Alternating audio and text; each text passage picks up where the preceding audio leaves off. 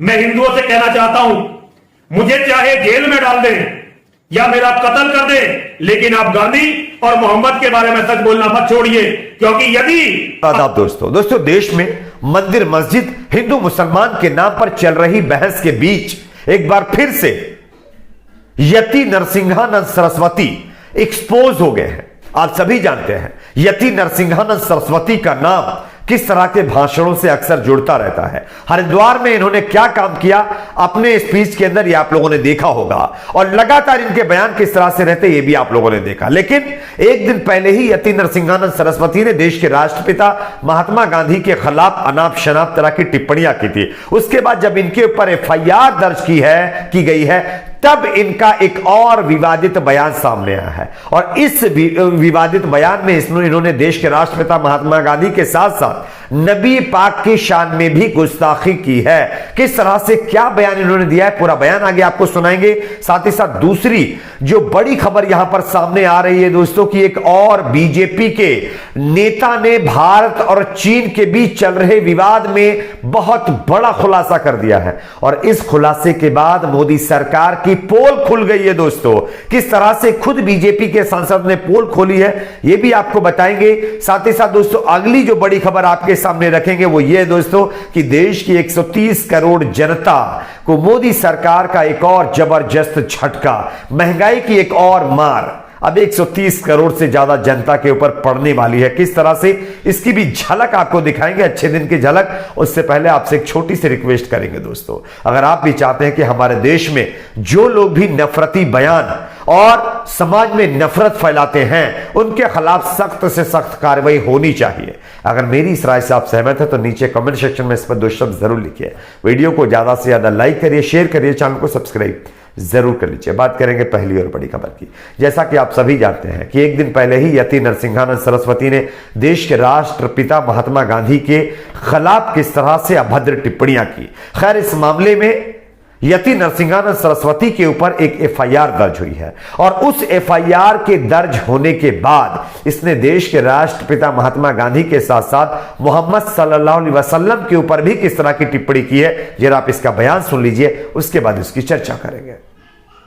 मैं जानता हूं कि मुझ पर यह मुकदमा मुझे दबाव में लेने के लिए, मुझे डराने के लिए और जेल में शायद मेरी हत्या करवाने के लिए बनाया गया है। लेकिन यदि मैं मौत से डरने वाला होता या इन बातों से घबराने वाला होता तो मैं इस काम में आता ही क्यों। मैं सारे देशवासियों से यह अनुरोध करना चाहता हूं, गांधी के बारे में और मोहम्मद के बारे में, गांधी को भी नबी बना रहे हैं, गांधी को भी पैगंबर बना रहे हैं कि इसके खिलाफ कोई बोलेगा तो जेल में जाएगा। अरे लोकतांत्रिक अधिकार क्या है फिर?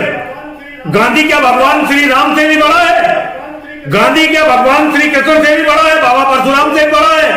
यदि उनकी आलोचनाएं हो सकती हैं तो गांधी की आलोचना क्यों नहीं हो सकती और मोहम्मद की आलोचना क्यों नहीं हो सकती?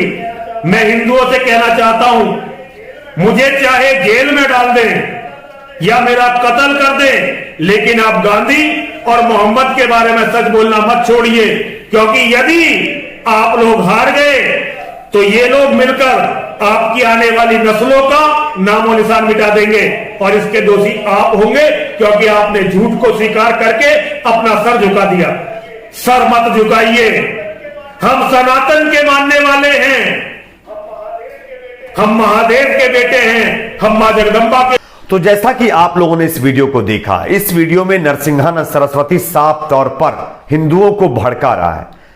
देश के राष्ट्रपिता महात्मा गांधी और नबी पाक मोहम्मद सल्लल्लाहु अलैहि वसल्लम के ऊपर जो टिप्पणियां लोग कर रहे हैं, इसका साफ साफ कहना है कि आप उनके ऊपर टिप्पणियां करने से मत रुकिए, आप मत डरिए, क्योंकि ये लोग गांधी जी को भी नबी बनाने के चक्कर में है। आप सोचिए इस शख्स के दिमाग में किस तरह की गंदगी भरी है। लेकिन अगर इसको कोई घृणादायक बताता है, ये कहता है कि ये घृणा फैलाता है, तो उसके खिलाफ कार्रवाई हो जाती है, जैसा कि मोहम्मद जुबैर को आप देख सकते हैं। तो ये एक और नया बयान इसके खिलाफ आया है। अब देखना है कि पुलिस ऐसे शख्स के ऊपर किस तरह से कार्रवाई करती है। एक और खबर की बात करते हैं दोस्तों, जो कि आ रही है, एक बीजेपी के सांसद ने भारत और चीन एलएसी पर जो विवाद चल रहा है उसको लेकर के मोदी सरकार को पूरी तरह से एक्सपोज कर दिया है। यह दावा मैं नहीं कह रहा हूं, खुद सुब्रमण्यम स्वामी जो बीजेपी के सांसद है उन्होंने किया। मैं आपको खबर दिखाना चाहता हूं, आप देख सकते हैं। सुब्रमण्यम स्वामी ने ट्वीट करके लिखा है कि मुझे एक सैनिक से पता चला है कि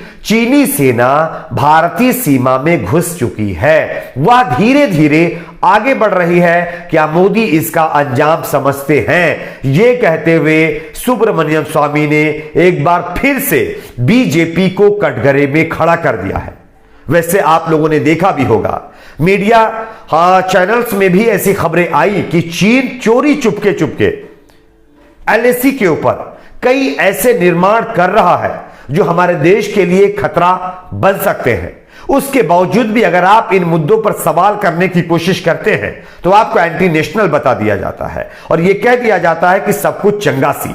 क्या आपको लगता है कि चीन की जो इलीगल एक्टिविटी लगातार एलएसी के ऊपर हो रही है, इससे हमारे देश पर खतरा नहीं मंडरा रहा है? आप देखिए, हमारे पड़ोसी मुल्क नेपाल के साथ चीन कई तरह के करार कर रहा है।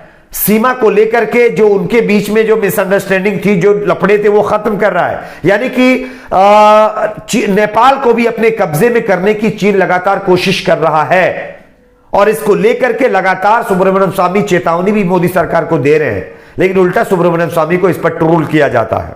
और अब खुद उन्होंने कहा है कि मुझे एक सैनिक ने यह बताया, उसे पता चला है कि भारतीय सीमा के अंदर चीन की सेना घुस चुकी है और धीरे धीरे वो आगे बढ़ रही है। अगर इन दावों में सच्चाई है तो क्या यह हमारे देश के लिए खतरा नहीं है? खैर, आप क्या सोचते हैं जरूर बताइएगा। एक और खबर की बात करते हैं दोस्तों। अगली बड़ी खबर यहां पर आ रही है, मोदी राज में अच्छे दिन लाने की जो बात कही जा रही थी उसकी हवा निकालने वाली खबर सामने आ रही। मैं आपको दिखाना चाहता हूं, आप इस खबर को देखिए। गेहूं, चावल, दही सब जीएसटी से बाहर रखेंगे, ऐसा बयान देश के प्रधानमंत्री नरेंद्र मोदी ने दिया था। लेकिन अब खबर आ रही है कि गेहूं, चावल जैसी कई चीजें, छाछ, लस्सी जैसी कई चीजें जो टैक्स फ्री अभी तक थी, उन पर अब टैक्स लगाने की बात कही जा रही है। 18 जुलाई 2022 से जिन चीजों के दाम बढ़ने वाले हैं, जिन पर महंगाई की मार आपके ऊपर पड़ेगी, जिन सामानों पर, उनका मैं आपको नाम बताता हूं। चावल, लस्सी, छाछ, पनीर, गुड़, प्राकृतिक शहद, खांड सारी शक्कर, मूरी, चूड़ा, खोई, मुर्की, चावल, गेहूं, राय, बार्ली, ओट्स, गेहूं जैसी कई चीजें हैं जो अब जीएसटी के दायरे में ला ली गई हैं और इन चीजों से हम सभी का जीवन जुड़ा हुआ है। आप समझ सकते हैं कि ये खाने पीने वाली रोजमर्रा की चीजें हैं। अभी तक मोदी सरकार इन चीजों को जीएसटी से बाहर रख के अपनी पीठ थपथपा रही थी, लेकिन अब इनके ऊपर भी महंगाई जो है लगा दी गई है और जीएसटी इसके ऊपर भी ठोका जा रहा है, जिसके चलते खुद कांग्रेस पार्टी ने इसका वीडियो शेयर करते हुए मोदी सरकार को निशाने पर लिया है। खैर, आप इस पर क्या सोचते हैं? क्या ये अच्छे दिन आपको लग रहे हैं? जरूर बताइए कमेंट बॉक्स में। वीडियो को ज्यादा से ज्यादा लाइक करिए, शेयर करिए, चैनल को सब्सक्राइब जरूर।